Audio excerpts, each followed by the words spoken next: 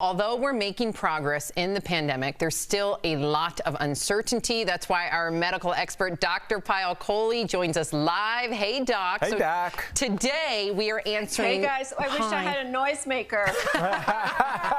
Yes, but we got to be safe, right, Dr. Kohli? So, sorry, everybody. You better be stomping. That's absolutely right. Yeah, snapping, doing what you got to do. All right, we had Okay. poetry slam. Leave me alone.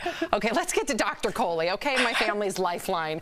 Our first question is from Cheryl. She asks, is it true that I may not develop immunity with a vaccine if I'm already immunocompromised? If so, what is the point in getting vaccinated?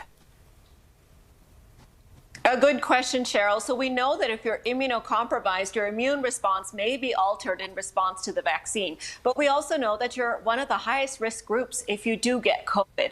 So, you know, there were people who were immunocompromised in the trials and they did just fine. And we need more data to know exactly how robust their antibody response is. But I would say because the vaccine is safe, and even though your response may be blunted, it is likely to offer you some protection. I would recommend getting vaccinated, even if you're immunocompromised. All right, we got a question from Madison, and Madison wants to know, are you immune to new variants if you've had COVID-19 already? No, you are not. Man. And this is the scary part. So, yeah, new data has just emerged. And Dr. Fauci just commented on this yesterday, actually, and said that rate of reinfection in people who've already had COVID-19 is still occurring at a very high rate. And, you know, it's not all that surprising because the virus is getting smarter. It's like those dinosaurs from Jurassic Park. You know, they're learning how to trick our body. So they're attaching to our cells a little bit tighter. They're also learning how to evade the antibodies that our body makes. And that's how the mutants are able to reinfect people who've already had COVID-19. But I worry about a few things with this development. The first is all the millions of Americans who've already suffered with COVID-19. Imagine getting it a second time around.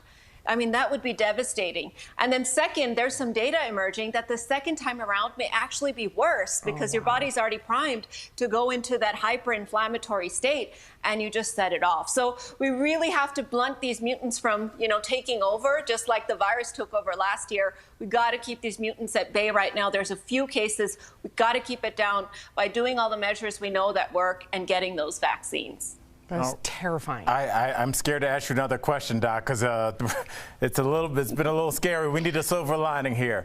Ryan says, I've never had symptoms but tested positive for antibodies. Am I contagious?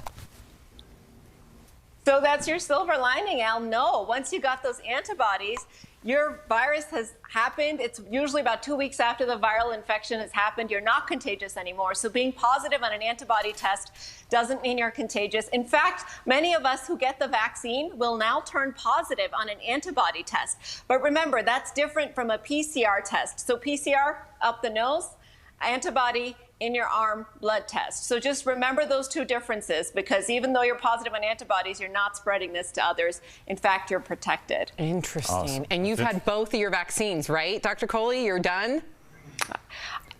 I have. I'm done. And a lot of my friends are actually getting the antibody test after they get that second dose after 2 weeks to see if they made antibodies. So I may do that, report back to you guys. Incredible. Right. Thank you, doctor. And if you have any COVID-19 questions for our Dr. Kohli, write us on social media or email info@dailyblastlive.com.